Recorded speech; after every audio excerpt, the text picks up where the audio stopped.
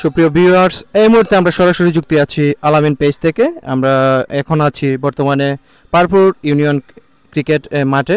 এটি একটা high school মাঠ। তো ইতিমধ্যেই টস পর্ব অনুষ্ঠিত হবে। টস পর্বের মধ্যে আজকের এই সেমিফাইনাল ম্যাচে যে দুটি দল অংশগ্রহণ করছে, কামালমুরা কিংস 11 এবং কামালমুরা একাদশ, দুজন ক্যাপ্টেনকে আমি অনুরোধ করব টসের জন্য। সরাসরি আমরা চলে যাচ্ছি টসে।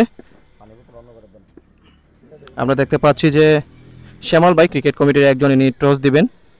কামালমুরা একাদশের বলবেন শাপলা ইজ দ্য কল এবং অন দ্য টস শাপলা কামালমুরা। আমরা এখন জানতে চাইবো যে কামালমুরা একাদশের ক্যাপ্টেনকে আপনি টসে জিতে কি নিচ্ছেন?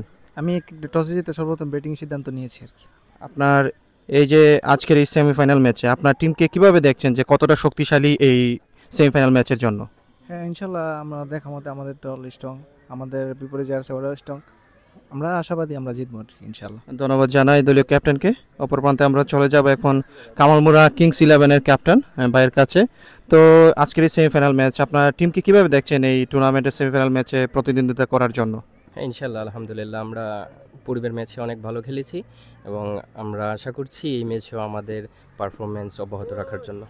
টসে হেরে আপনি ফিল্ডিং পেয়েছেন, তো এটা কি দলীয় ক্রিকেটে কি প্রভাব পড়বে আপনার এই টিমে আজকের এই সেমিফাইনাল ম্যাচে? কি ভাবছেন এই নিয়ে? না, আমি মনে করি না এটা প্রভাব পড়বে। এই মাঠে আমরা পূর্বেও ফিল্ডিং করেছি, সমস্যা নাই, তো এটা আমাদের জন্য নর্মাল। তো আজকের এই ম্যাচে ফরেন হিসেবে কে কে থাকছে আপনার টিমে? ফরেন হিসাবে আমাদের টিমে 3 জন থাকছে, প্রান্ত, এমরান এবং রানা।